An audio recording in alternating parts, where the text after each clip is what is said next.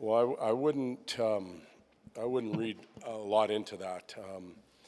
Injuries will happen. The type of opponent we're playing, it's important that we keep 7 up and running. We can't let one get away on us for 7 games. Everybody's going to be important. Everybody has to be sharp down the stretch.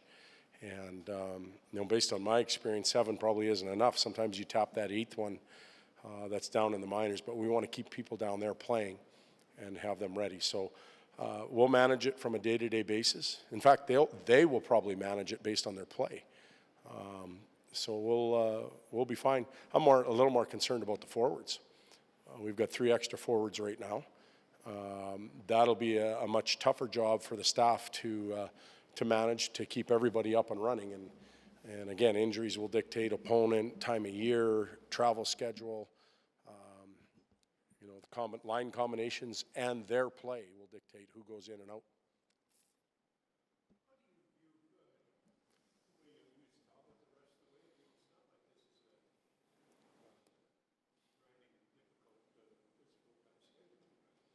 No, we've had a very strange schedule, to say the least, with all the breaks, multiple days off in February, coming home to March 1st on a day off. Cam specifically, but the team as a whole there should be no tiredness or fatigue in the team. That's from the physical perspective. Mentally, you're in it all the time. But Talbs will play. We'll play 1 game at a time, and we'll make the call when LB goes. But he seems to thrive on the work. He does, doesn't he? It almost seems like he's better on one day's rest than he is on 3. I think I would agree with you.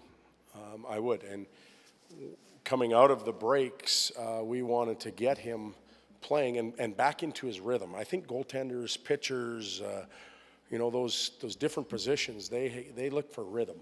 They like to have a rhythm. They like to know when they're going. And for me, Talbs has played very well when he gets in that rhythm. It's one after another. He stays in a routine. He gets his rest. He's ready to go again. And we want that established as we move forward. But we also know that LB has to get in every now and then.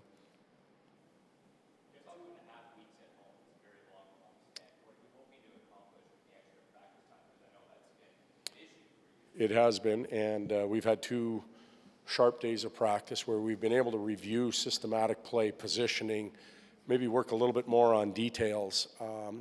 The initial concern coming home is just coming home. When you're on the road again, you get into that rhythm. When you come home, at least I felt it in my world, like there's a lot of things that you have to get done. You haven't been around for 2 weeks. So you scramble to do that, and now this game shows up, and we got to get going again here. We got to get some momentum. We've got to establish ourselves again here at home. So that's the initial concern. As it goes on, we want to use the practice time as wisely as we can, and continue to grow our game, make sure that we're polishing things up in areas where we haven't had that practice time, and then apply it and see if it's working.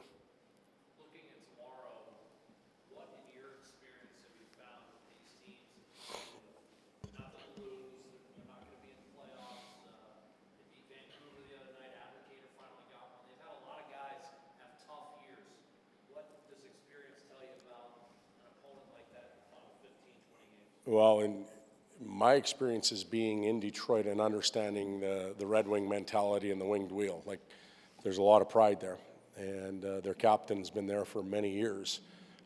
He won't let them slip. He won't let them take a day off. He won't let them mail it in.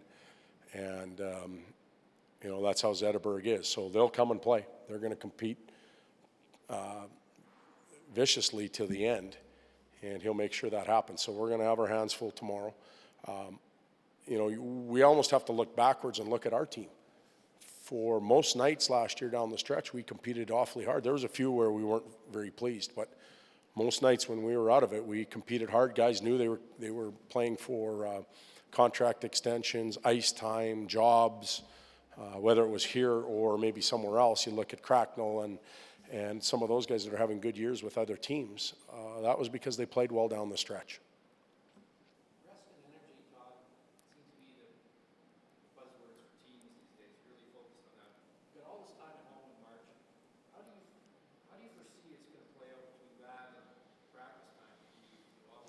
Well, we have 4 mandatory days off, and we've already used one up on March 1st. So we've got 3 more. You know, it would be ridiculous for us to think as coaches we're going to go the next 30 days and only give them 3 days off. So there will be more off days. There may be days where we come to the rink and it's optional. Some of the higher minute guys, once we get rolling again, playing every second night, some of the higher minute guys may have a day off or a workout up in the gym. We may have just a video review day where they come in and ride the bike, and then we go through concepts or areas of the game. There'll be full day practices. There'll be some light skates. That's what happens at this time of the year. And really, when you get into playoffs, you barely practice. You make small adjustments. We'll deal with that if we're lucky enough to get there, but it's just this month right now. Speaking of that, Todd, you're in a stretch now where you played 3 games in 10 days, 2 days of practice.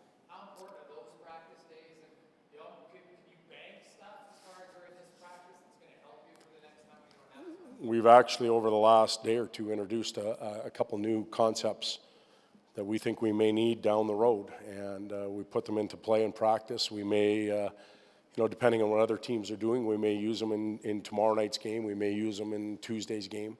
But we're trying to build and grow our team a little bit so that we can make adjustments and show teams different looks in different areas. So this time allows us to do that. When it gets a little further along and the fatigue factor kicks in again, you don't have that luxury. So we're trying to use it now.